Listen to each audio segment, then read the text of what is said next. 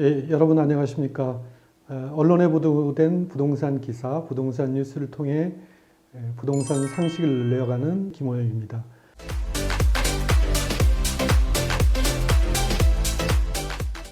이번 시간에는 전세 계약 때 주의할 점에 대해서 좀 알아보겠습니다.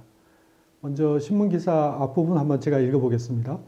서울 아파트 전세 시장이 심상치 않다.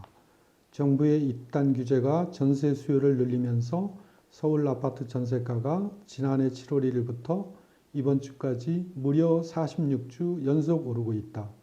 서울 여파가 인근 지역으로 미치면서 경기와 인천도 주간 단위로 40주가량 상승세를 지속하고 있다.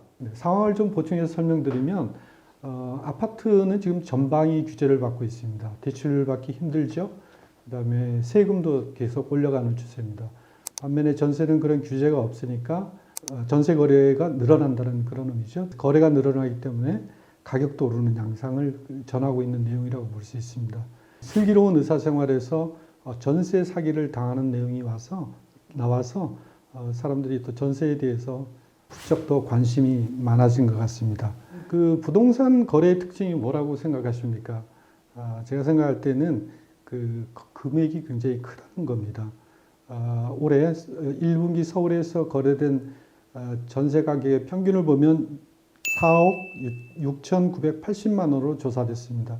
굉장히 큰 금액이죠. 계약서를 쓰면 이 금액을 집주인에게 줘야 되는 겁니다. 그리고 최소한 2년간은 묶여 있다고 봐야 되니까 계약을 할 때 긴장도 되고 책임감도 더 커지는 것이라고 볼 수밖에 없습니다. 그런데 보통 이제 전세 구하는 데 초점을 맞추다 보면 어떤 집이 좋을까, 입지 뭐 이런 것만 생각하는데 사실은 그보다도 계약 행위가 더 중요하다고 볼 수 있습니다.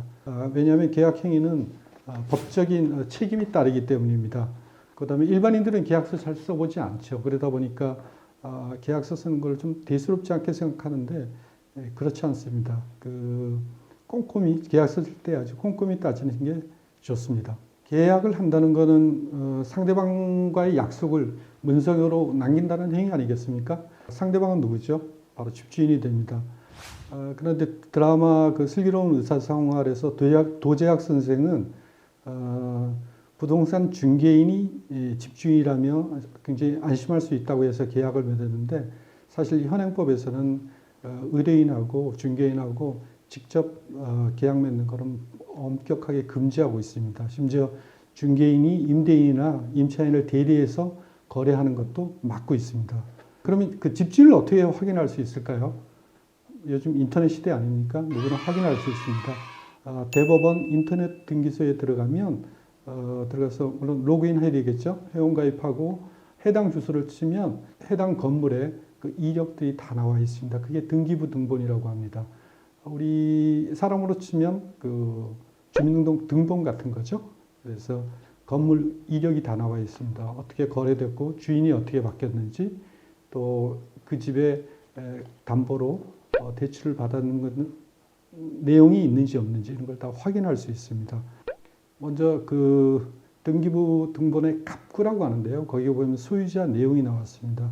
기존에 거래가 되고 다시 주인이 바뀌었다면 기존 주인에는 이렇게 밑줄이가 있죠. 그래서 남아있는 밑줄이 안 치진 부분이 현재 소유자입니다. 그래서 그 소유자랑 그다음에 중개업소에 가서 지금 그 주인이 누군지 계약 상대에 보면 이름이 나와 있으니까 동일인지 아닌지 확인할 수 있을 겁니다. 그런데 그 등기부 등본에서 뭐 가처분이나 소송 이런 표시가 있다면 계약을 하지 않는 게 맞습니다. 아까 말씀드린 등기부 등본을 통해서 근저당 내용도 확인할 수 있는데요. 근저당이라는 것은 집주인이 그 집을 담보로 대출을 받은 내용입니다. 대출금을 받지 못하면 금융회사, 은행들은 그 집을 경매처분에 맡기는 게 되죠. 그러면 경매처분하면 그 세입자에게도 다시 말해서 전세 계약하는 사람에게도 굉장히 재산상의 손해, 명도라 그러죠. 집을 비워주는 과정에서 굉장히 불편한 내용이 많아집니다. 근저당 내용을 꼭 확인해야 되는데 보통 은행에서 돈 빌릴 때 그 집을 담보로 한다 그러면은 그 집보다는 그 대출 금액이 많지는 않을 겁니다. 그래서 그거보다는 낮을 텐데요. 그 빌린 금액하고 그 다음에 자기가 들어가는 전세금을 더한 금액이 집값의 보통 70%, 80% 정도는 안전하다고 봅니다.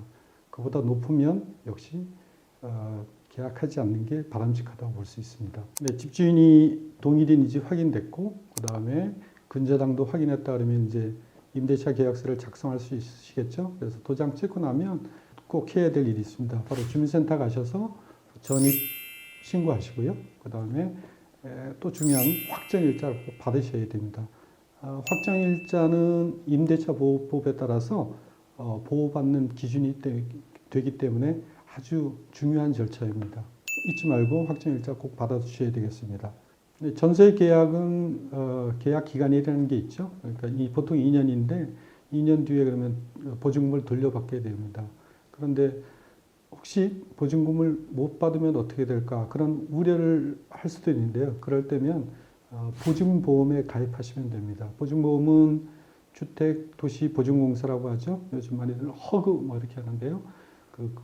허그나 또는 서울보증보험에 가입하시면 나중에 그 보증금을 안전하게 돌려받을 수 있습니다. 특히 집이 경매에 넘어간다고 하더라도 그 세입자에게는 먼저 돈을 보증보험으로 받고 보증보험은 다시 그 집주인에게 받는 그런 절차입니다.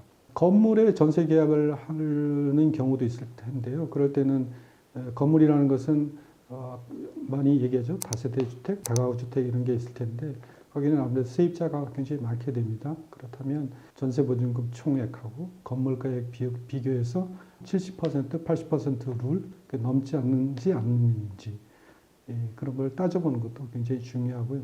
만약에 옥탑방에 계약하시려고 한다면 정부 24라는 사이트가 있습니다. 거기 들어가시면 그 건물이 불법인지 아닌지 이런 걸 확인할 수 있습니다.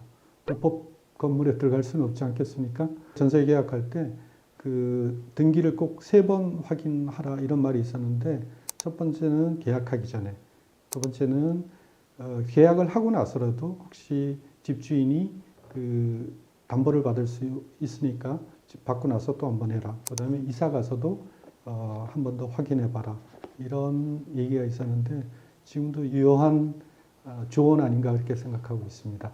특히 계약서에는 집주인과의 그 분쟁 소지가 있는 내용을 따로 떼어서 특약사항으로 물론 집주인과 협의한 후에 특약사항으로 담아두시면 나중에 분쟁의 소지를 줄일 수 있다고 말씀드릴 수 있겠습니다. 결론적으로 전세 얻을 때는 계약 쓰는 게 굉장히 중요하다고 말씀드릴 수 있겠습니다. 요즘 뭐 인터넷을 통해서 집주인이 누군지 또 근저당 사항이 어떻게 되는지 충분히 알 수 있으니까 문서를 꼼꼼히 확인하시고 미리미리 예상되는 사항도 특약으로 둘 수 있다는 것을 감안해서 계약에 임하는 게 좋겠습니다. 지금까지 김호영이었습니다. PR 미디어 그룹 참컴